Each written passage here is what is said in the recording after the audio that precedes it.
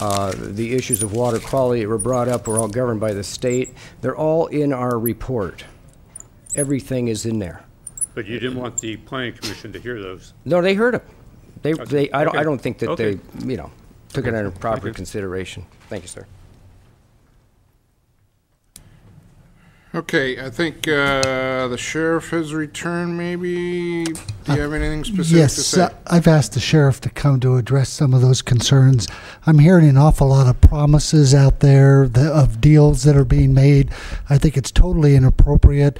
If the applicant wants to talk to the county, the appropriate place is to sit down with the CEO's office and the sheriff and lay something down on the table, not a promise that if we come in with dual incomes for our employees that we'll have housing for our deputy sheriffs. The sheriff has come to you with a serious need that he has for housing for our employees, and I think it's incumbent that you come to us with that same spirit. So I'd like the sheriff to weigh in on what I'm hearing is lots of talk, but very little action on the applicant's part. Well, I apologize for leaving, Mr. Chair. I had a personnel matter that had to be taken care of immediately. And I haven't written a letter of support for this. What I've done is I've withdrawn our letter of opposition, and I've talked to county council on this.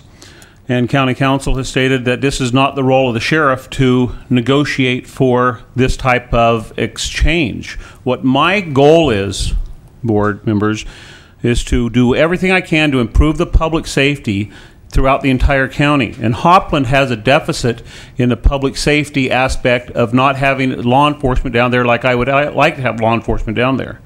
And when I've met with the applicant, and we've met twice, and I think we know very little about each other. It was merely the conversations were based on public safety. I assure you and I assure the applicant that what our negotiations will be as transparent as possible. I'm not sure what was said during my 30-minute absence during the personnel situation, but I want to continue to work with the applicant and do everything I can to help him, but there's a very selfish reason of trying to improve the public safety in the southern part of our county. So I'll be happy to answer any questions, but I don't think there's any backroom deals or anything here. It's merely an idea that was proposed to him. He wasn't against it, and so as a process proceeds, it's going to allow us to work with him and have a better understanding of what his development's going to be, and it'll let you as a board member know what we can expect in the southern part of the county and the Hopland area for better representation of the sheriff's office. Tom, to the chair. Short. Well, I know what you're attempting to do, but in this particular process, as our CEO has just pointed out, with all due respect, and as you know, I have great respect for your authority and the kind of job you've been doing. Thank you. In this particular process, it just has the feel that this particular applicant is getting to have in this context, in this setting, an opportunity to negotiate or to try to work out some of your issues, which will continue whether or not he gets a decision one way or the other, or whether you can or cannot respond to it. It just complicates the perception of whether or not we're dealing with the actual situation before us. You understand what I mean? If you do have that problem in Hopland, and I know you have it in Anderson Valley, you have it many places, but again, does a particular individual get a hearing before a crowd like this, before the whole board, about your problems in other areas, or does it require that they are about to put in 18 more families into the area? And so in that sense, this is not the area, in my opinion, that we should ever be talking about your particular problems that require our support in terms of their solution, any more than if this were brought to us in a different setting. I think it just complicates the situation.